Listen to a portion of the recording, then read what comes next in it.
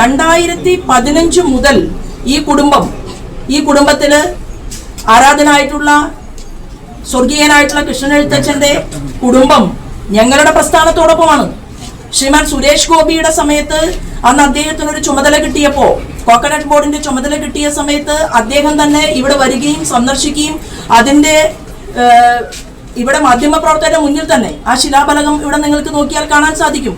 അപ്പൊ ഞങ്ങൾ പെട്ടെന്നൊരു ദിവസം കോൺഗ്രസിലെ അല്ലെങ്കിൽ പഴയകാല കോൺഗ്രസുകാരെ ഞങ്ങൾ സ്നേഹിക്കുകയോ ആരാധിക്കുകയോ ചെയ്യുകയല്ല. ഇന്ന് ഇന്ത്യയിൽ തലമുതിർന്ന പല കോൺഗ്രസിന്റെ നേതാക്കന്മാരും, അത് ആസാമിലെ മുഖ്യമന്ത്രി ഉൾപ്പെടെ വലിയ വലിയ ആളുകൾ, എന്തിനേറെ പറയുന്നു, ഗുലാം നബി ആസാദ് പോലും കോൺഗ്രസ് വിട്ട് വേറൊരു സ്വന്തം പാർട്ടി ഉണ്ടാക്കിയിട്ട് ഇന്ന് ദേശീയ രാഷ്ട്രീയത്തിൽ നിൽക്കുന്ന കാഴ്ച എല്ലാവർക്കും കാണാൻ സാധിക്കുന്നതാണ്.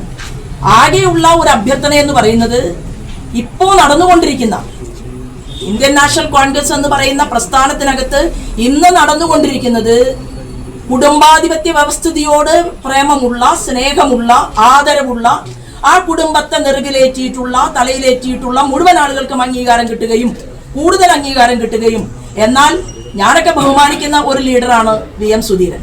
VM സുധീരനെ പോലെയുള്ള ആളുകളെ, എത്രയോ ആളുകളെ ചവിട്ടിക്കൂട്ടി മൂലക്കിലാക്കിയിരിക്കുകയും ചെയ്യുന്ന ഒരു സാഹചര്യം കേരളത്തിലെ കോൺഗ്രസിനകത്ത് പോലും ഇന്ന് കാണാൻ സാധിക്കുന്നുണ്ട് എന്നുള്ളതാണ്.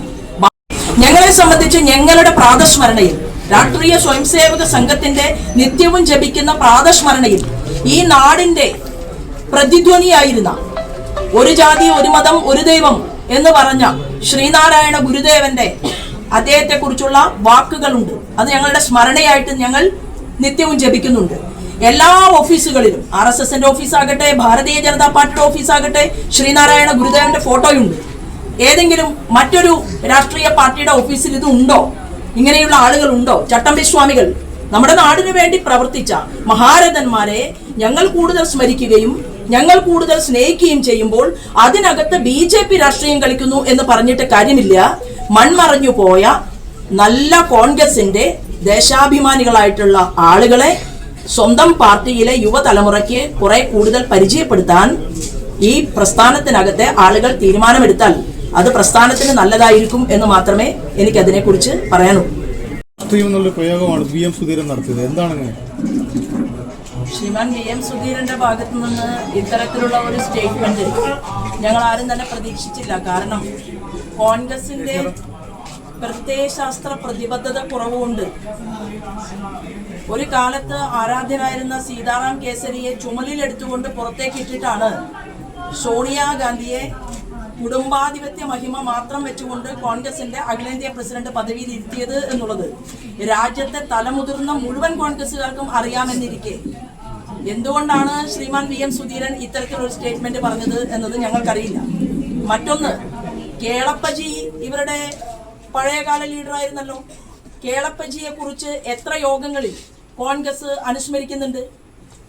അംബേദ്കർ, രാജ്യം ആരാധിക്കുന്ന, ലോകം പോലും ചർച്ച ചെയ്യുന്ന പാവപ്പെട്ടവന്റെ പ്രതിനിധിയും പഴയകാല കോൺഗ്രസിന്റെ അനിഷേധ്യ ലീഡറും വളരെ പ്രഗത്ഭനുമായിരുന്ന അംബേദ്കറെ പരാജയപ്പെടുത്താൻ വേണ്ടി VM സുധീരന്റെ നേതാവ് ജവഹർലാൽ നെഹ്റു എത്ര കണ്ട് പരിശ്രമിച്ചു എന്നുള്ളത് ചരിത്രത്തിന്റെ ഭാഗമായിട്ട് ചരിത്രം റിസർച്ച് ചെയ്യുന്ന ഏതൊരു വിദ്യാർത്ഥിക്കും മനസ്സിലാക്കാൻ സാധിക്കും എന്നിരിക്കെ ഇങ്ങനെ ഒരു സ്റ്റേറ്റ്മെന്റ് എന്തിനാണ് എന്ന് ഞങ്ങൾക്കാണ് മനസ്സിലാകാത്തത്. ഇപ്പോ